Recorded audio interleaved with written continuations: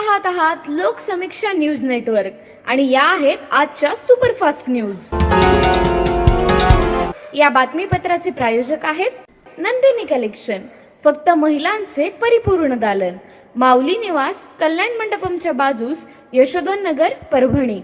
नमस्कार, मी प्रभू Dipke Loksamiksha news network मध्ये आपलं स्वागत करतो। आपण पाहत आहात परभणीचं एकमेव बातमीपत्र Loksamiksha superfast. Red Apple exclusive MIDC परिसर, परभणी। भारतरत्न डॉक्टर बाबासाहेब आंबेडकर यांची जयंती नागरिकांनी उत्साहात आणि शांततेत साजरी करावी असं आवाहन परभणीचे जिल्हाधिकारी संजय सिंह चव्हाण यांनी केलंय।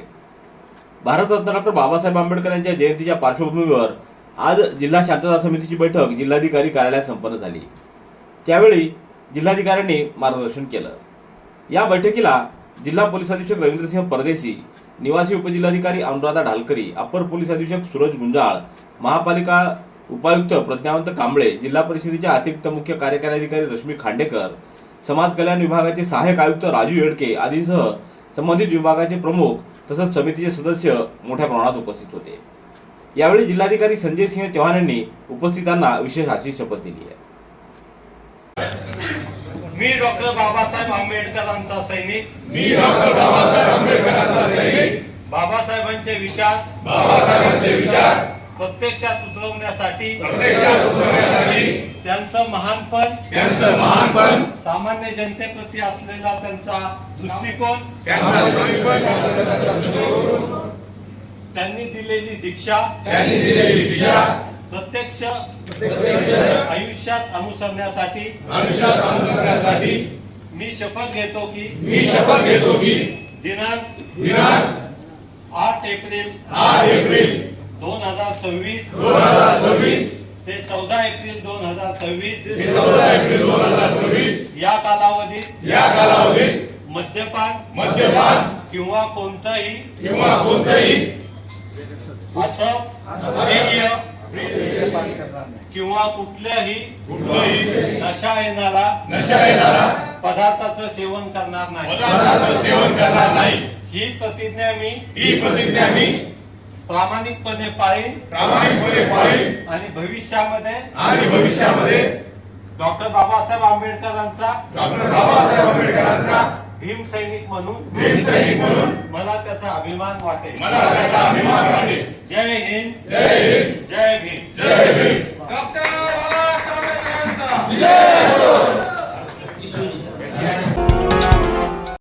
दिव्यांग सक्षमीकरण विभागाचे सचिव तुकाराम मुंडे यांची करण्यात आलेली बदली तात्काळ रद्द करण्यात यावी अशी मागणी आज परभणीत दिव्यांग विकास आघाडीच्या वतीनं मुख्यमंत्री देवेंद्र फडणवीस यांच्याकडे करण्यात आली आहे। याबाबत जिल्हाधिकाऱ्यांच्या मार्फत निवेदन देण्यात आलंय। तुकाराम मुंडे यांनी राज्यात दिव्यांग क्षेत्रात उल्लेखनीय कामगिरी केल्यामुळे आज दिव्यांगांना स्वाभिमानाने जगण्याचा मार्ग दाखविला असल्याचं या निवेदनात नमूद केलंय। त्यांची दिव्यांग सक्षमीकरण सचिव पदावर पूर्णवेळ नियुक्ती करण्यात यावी अशी मागणीही करण्यात आलेली आहे। परभणी ते जिंतूर या महामार्गावर झरी जवळील कालव्यालगत एका कारने दिलेल्या जोरदार धडकेमध्ये दुचाकीवरील दोघा बहीण भावाचा जागीच मृत्यू झालाय। ही दुर्दैवी घटना मंगळवारी दुपारी घडली आहे। दुचाकी क्रमांक MH38 T2231 या क्रमांकाच्या दुचाकीवरून सेनगाव तालुक्यातल्या वटकळ येथील राम महादेव व्यवहारे आणि शीतल महादेव व्यवहारे हे दोघं बहीण भाऊ परभणीहून जिंतूरकडे निघाले होते। त्यावेळी जिंतूरहून झरीकडे जाणारी HR26 DF 7890 या क्रमांकाच्या भरधाव कारच्या चालकाचा वाहनावरील ताबा सुटल्यानं या कारनं या दुचाकीला जोरदार धडक दिली। यामध्ये या दोन बहीण भावाचा मृत्यू झालेला आहे। सततचे दवाखाने करून कंटाळलात? आता शेवटचा उपाय। डॉक्टर गोविंद कामटे यांचे बालाजी आयुर्वेदिक निसर्गोपचार केंद्राला भेट द्या। शुगर, मूळव्याध, ॲलर्जी, सोरायसिस, गजकर्ण, दमा, लठ्ठपणा, गुडघेदुखी, कंबरदुखी, वात, गाठीचे आजार, लकवा, केस गळणे, मूतखडा, सफेद डाग यांसारख्या जुनाट आजारांवर खात्रीशीर उपचार केले जातात। दारू सोडवण्यासाठी विशेष उपचार उपलब्ध। संपर्क डॉक्टर गोविंद कामटे, आयुर्वेद विद्याविशारद, बालाजी आयुर्वेदिक निसर्गोपचार केंद्र, तलाठी कार्यालयाच्या बाजूला, वसमत रोड, परभणी। संपर्क 9921691008। परभणी महापालिकेच्या स्वच्छता विभागाचा नाकर्तेपणा दिवसेंदिवस वाढतच चालला असल्याच्या तक्रारी समोर येऊ लागल्या आहेत। महापौर उपमहापौर निवड झाली असली तरी परभणीकरांच्या नशिबी असलेली घाण मात्र साफ होताना दिसून येत नाही. परभणी शहरातल्या प्रभाग क्रमांक 3 मधील मुमताज नगर भागात गेल्या 1 महिन्यापासून सफाईची कामं करण्यात आलेली नाहीत. नाल्या पूर्णपणे तुंबल्यामुळं नाल्यांमधील पाणी रस्त्यावरून वाहतंय. त्यामुळं या परिसरात मोठ्या प्रमाणात दुर्गंधी सुटली आहे. याकडे महापालिका प्रशासनानं गांभीर्यानं पाहण्याची गरज नागरिकांनी बोलून दाखवली आहे. दरम्यान महापौर सय्यद इक्बाल यांनी पदभार घेतल्याबरोबर परभणी शहर स्वच्छ करण्याचा निर्धार बोलून दाखवला होता. मात्र त्यांनी केलेला निर्धार हवेत विरला असल्याची चर्चा नागरिक करत आहेत. परभणी जिल्ह्यातील जलजीवन मिशन अंतर्गत अपूर्ण कामं पूर्ण करावीत अशा सूचना ऊर्जा राज्यमंत्री मेघना साकोरे बोर्डीकर यांनी केल्या आहेत. मुंबईतल्या निर्मल भवन येथील MSRDC कार्यालयात आयोजित परभणी जिल्ह्यातील जलजीवन मिशन अंतर्गत कामाच्या बैठकीचा आढावा ऊर्जा राज्यमंत्री मेघना बोर्डीकर यांनी घेतला. त्यावेळी त्या बोलत होत्या. यावेळी पाणीपुरवठा विभागाचे मुख्य अभियंता प्रशांत भामरे, महाराष्ट्र जीवन प्राधिकरणाचे मुख्य अभियंता अजय सिंग यांच्यासह वरिष्ठ अधिकारी या बैठकीला उपस्थित होते. परभणी जिल्ह्याचे भूमिपुत्र तथा भारतीय जनता पार्टीचे नेते रामराव वडकुते यांनी 6 एप्रिल रोजी 11:05 राज्यसभा सदस्यत्वाची शपथ घेतली आहे. राज्यसभेचे सभापती तथा उपराष्ट्रपती CP राधाकृष्णन यांनी वडकुते यांना राज्यसभा सदस्यत्वाची शपथ दिली आहे. वडकुते यांनी ईश्वरचरणी साक्ष ठेवून मराठीतून शपथ घेतली. तेव्हा सभापती राधाकृष्णन यांच्यासह अन्य राज्यसभा सदस्यांनी त्यांना शुभेच्छा दिल्या. या शपथविधी सोहळ्यानंतर खासदार वडकुते यांनी सभापती राधाकृष्णन यांची सहकुटुंब सदिच्छा भेट घेतली. यावेळी त्यांच्यासमवेत इंदुमती वडकुते, दिलीप वडकुते, शशिकांत वडकुते, डॉक्टर प्रल्हाद वडकुते, विठ्ठलराव वडकुते यांच्यासह आमदार तानाजी मुटकुळे, माजी आमदार गजानन घुगे, प्रमोद वाकोडकर, संजय कावडे, हिमांश वडकुते, रामकिशन रौंदळे, विठ्ठल रबदडे, गजेंद्र पाल आदींची उपस्थिती होती.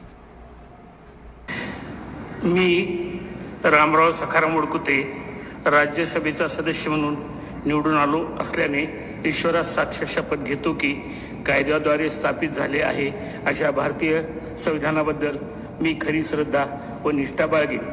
भारताची सार्वभौमता व एकात्मता उन्नत राखीन.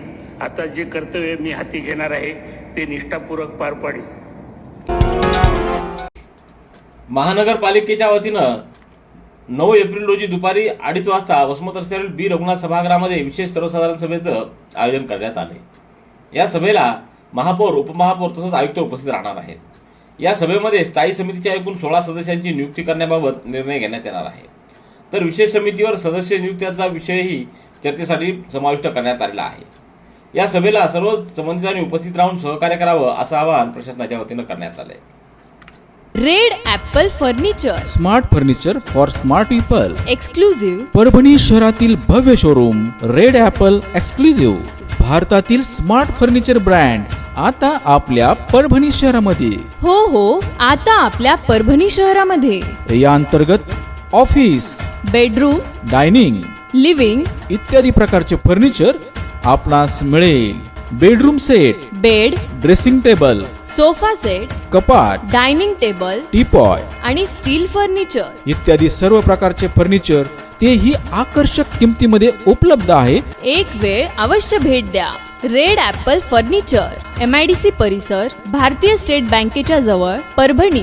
सेलू कृषी उत्पन्न बाजार समितीनं तालुक्यातील शेतकऱ्याच्या हितासाठी एक महत्त्वपूर्ण पाऊल उचललं असून लवकरच बाजार समिती अंतर्गत हळद बीट सुरू करण्याबाबत सकारात्मक हालचाली सुरू झाल्या आहेत. या निर्णयामुळे सेलू तालुक्यातील हळद उत्पादक शेतकऱ्यांना मोठा दिलासा मिळणार आहे. आतापर्यंत हळद विक्रीसाठी शेतकऱ्यांना इतर बाजारपेठांकडे धाव घ्यावी लागत होती. त्यामुळं वाहतूक खर्च वाढणं तसंच वेळेचा अपव्यय होणं अशा अडचणीचा सामना करावा लागत होता. मात्र स्थानिक पातळीवरच हळद विक्रीची सुविधा उपलब्ध झाल्यामुळं शेतकऱ्यांचा खर्च कमी होऊन त्यांना योग्य व स्पर्धात्मक दर मिळण्यास मदत होणार आहे. याबाबतची माहिती सभापती डॉक्टर संजय रोडगे यांनी दिली आहे. मागील काही दिवसात पक्षाच्या विविध महत्त्वपूर्ण बैठका, पत्रकार परिषदा व प्रशिक्षण कार्यशाळांमध्ये बहुतांश नगरसेवक सातत्यानं गैरहजर राहत आहेत. तसंच या सदस्यांसह काही पदाधिकारी हे पक्षाची संघटनात्मक एकता व शिस्त धोक्यात आणत आहेत असा आरोप भारतीय जनता पार्टीचे महानगर जिल्हाध्यक्ष शिवाजी भरोसे यांनी प्रदेशाध्यक्ष रवींद्र चव्हाण यांना पाठवलेल्या एका लेखी पत्राद्वारे करत संबंधितांच्या विरोधात शिस्तभंगाची कारवाई करून तात्काळ निलंबित करावं अशी मागणी केली आहे. जिल्हाध्यक्ष भरोसे यांनी सोमवारी सायंकाळी 9:01 प्रसार माध्यमांच्या प्रतिनिधींना प्रदेशाध्यक्ष चव्हाण यांना पाठवलेल्या पत्राची प्रत व्हॉट्सअपद्वारे पाठवली आहे. त्यामध्ये डॉक्टर केदार खटिंग, रितेश झांबड, मीना वरपुडकर, गिरिजा आजेगावकर, गणेश टाक, विश्वजित बुधवंत हे नगरसेवक सातत्यानं गैरहजर राहिले. त्यांच्या वारंवार गैरहजेरीमुळे पक्षाच्या कार्यात अडथळा निर्माण होत असल्याचा आरोप त्यांनी केला आहे. महानगरपालिकेच्या आगामी विशेष सभेमध्ये भारतीय जनता पार्टीच्या स्वीकृत सदस्यांच्या निवडीसह विरोधी पक्ष नेता निवड हे दोन्ही विषय पुढच्या सभेपर्यंत पुढे ढकलण्यात यावेत अशी मागणी भारतीय जनता पार्टीच्या 11 पैकी 8 नवनिर्वाचित सदस्यांनी आयुक्त व महापौरांना सादर केलेल्या पत्राद्वारे केली आहे. हे दोन्ही विषय या विशेष सभेअंतर्गत न घेता पुढील सभेत घ्यावेत असं भारतीय जनता पार्टीचे नवनिर्वाचित सदस्य डॉक्टर केदार खटिंग, रितेश झांबड, गणेश टाक, विश्वजित बुधवंत, गिरिजा आजेगावकर, सपना जुगटे, वैशाली दैठणकर, मीना वरपुडकर यांनी केली आहे. एकूण 11 पैकी 8 सदस्यांच्या या पत्रावर स्वाक्षऱ्या आहेत.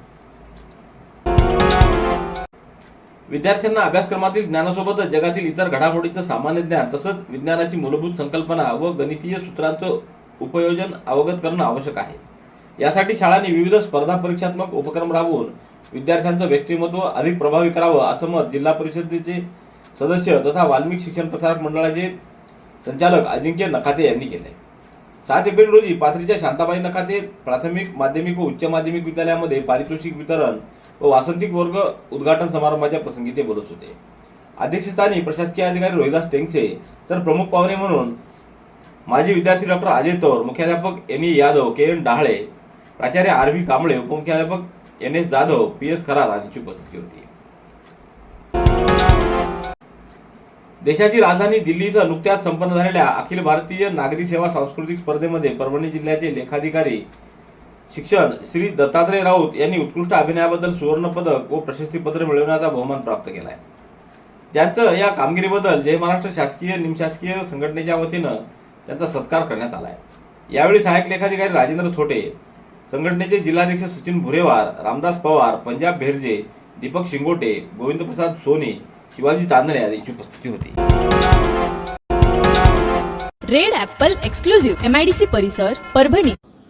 याबरोबरचे बातमीपत्र संपलं. पुन्हा भेटूया उद्याच्या सुपरफास्ट बातमीपत्रात. पाहत रहा लोकसमीक्षा. तुम्हाला हे बातमीपत्र कसं वाटलं याबद्दल आपली प्रतिक्रिया नोंदवा. दररोजचे अपडेट्स मिळवण्यासाठी लोकसमीक्षा चॅनलला सबस्क्राईब करा. धन्यवाद.